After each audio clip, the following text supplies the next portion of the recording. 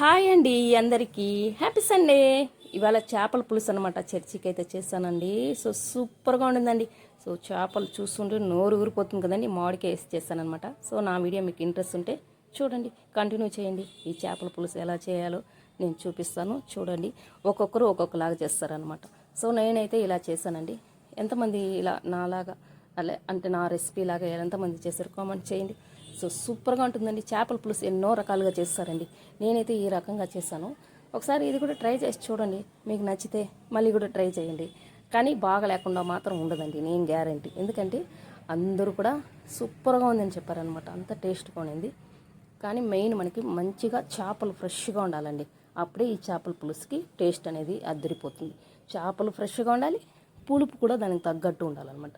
Taste కూడా సూపర్గా ఉంటుందండి. ఇంకా పొద్దునే మా బాబుని 6:30కి లేపాను అనమాట. ఫ్రెష్గా చేపలు తీసుకురావాలని చెప్తే ఇంకా వెళ్ళాడు.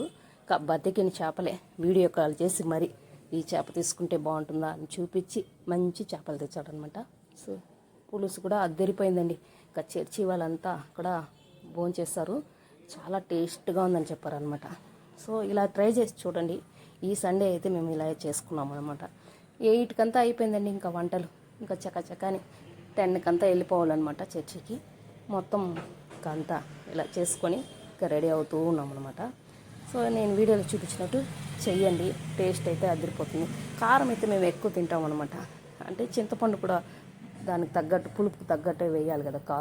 కారం తగ్గిపోయింది అనుకోండి, పులుపు ఎక్కువ అయిపోతుంది. అన్నీ కరెక్ట్గా చూసుకొని పర్ఫెక్ట్గా చూసుకుంటే సూపర్గా ఉంటుందండి. చూడండి, చేపలు చూస్తుంటే నోరు ఊరిపోతుంది కదండి. చాలా ఫ్రెష్గా నిమ్మపండు వేసి మా వారు శుభ్రంగా కడిగాడు అనమాట.